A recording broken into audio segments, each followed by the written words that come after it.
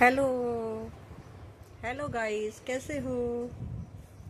श्याम प्रेमियों को मेरी राधे राधे और राम प्रेमियों को सीताराम। जय श्री राम। माताओं के चरण स्पर्श और बहनों को प्यार। मैं अपना व्लॉग शुरू कर रही हूँ। बस गाइस, दुखी मन किससे अपनी बातें करता है। अब ये तो हमारी एक फैमिली है जिससे हम अच्छे से बातें कर सकते हैं। ना तो पति साथ देते हैं, ना बच्चे साथ देते हैं। बस नारी का जीवन ऐसे ही है जी। बड़ी मछली ना जी छोटी मछली को निगलती रहती है, निगलती रहती है। छोटी मछली बेचारी पानी में तैरती रहती है, उसे नहीं पता कि मैंने तैरना है, मैं कितना जीवन है मेरा। और बड़ी मछली क्या करती है जी, उसको पकड़ने की सोचती है कि या तो तू मेरे अंडर में रह, नहीं तो मैं तेरे को पकड़ती हूँ, खींचती हूँ, तुझे सीधा करती हूँ। बड़ी ताकत भी ऐसे जी छोटी ताकत को दबाती है। बस ऐसे ही जीवन चलता रहता है, कटता रहता है। अगर बड़ों का प्यार और साथ मिले तो जीवन अच्छा कटता है ना जी। और अगर बड़ों का साथ ना मिले, बड़े ही छोटों को इतना दबाएं, उन्हें परेशान करें, उन्हें टॉर्चर करें, तो जीवन बड़ा अच्छा नहीं बीतता। बड़ी जीवन में दिक्कतें होती हैं, बड़ा जीवन जीना मुश्किल हो जाता है। अब ये तो ठीक है ना जी कि कण कण में भगवान है, भगवान समाये हुए हैं। चाहे हम किसी दूसरे को परेशान कर रहे हैं, हमें भगवान परमात्मा की नज़र हमें जरूर देख रही है। और वो नज़र अगर हमारे पर सीधी हो तो जी हमारे सारे काम सीधे होते हैं। नहीं तो बड़ी ताकतें बड़ा मुश्किल कर देती हैं मनुष्य को जीना, उनको बहुत ज़्यादा परेशान करती हैं। बड़ा मुश्किल हो जाता है कि वो अपना जीवन अपना कैसे समय बिताए। सबका जीवन जीने के लिए ना जी सबका साथ होना बहुत ज़रूरी होता है। बड़ों का भी साथ ज़रूरी होता है, छोटों का प्यार भी ज़रूरी होता है, बच्चों का भी साथ दे ज़रूरी होता है, सबका साथ ज़रूरी होता है। पति भी साथ देगा तभी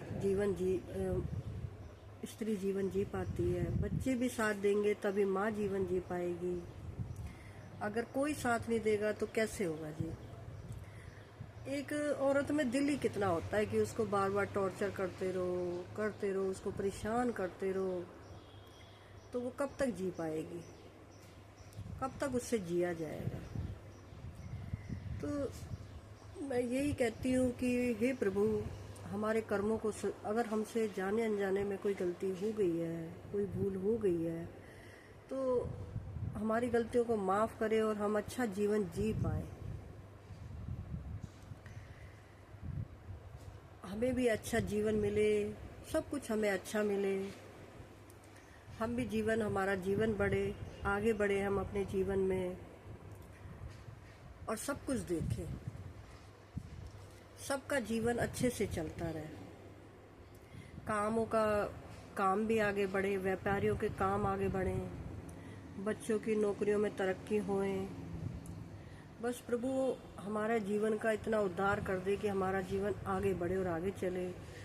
और जैसे बड़ी मछली जो छोटी मछली को खाती है, तो भगवान उन बड़ी मछलियों को भी समझाएं जी कि इस छोटी मछली को तू छोटी सी चूहिया समझ के पैरों के नीचे मत मसल, इसको तू जीने दे, नहीं तो जी पैर के नीचे चूहिया आएगी और चूहिया दब जाएगी और चूहिया मर जाएगी। आजकल तो मनुष्य के जीवन का भी यही हाल है कि बड़ा पैर ये सोच रहा है मैं इस छोटी सी चूहिया को कब मसल दूं। और उस चूहिया का तो जी कोई घर बार होता नहीं, लेकिन मनुष्य का तो घर बार होता है ना। अब वो बेचारे को अगर वो उसे चूहिया समझ के आप मसल दोगे तो वो बेचारी कहाँ जाएगी, उसके बच्चों का क्या होगा, उसके पति का क्या होगा।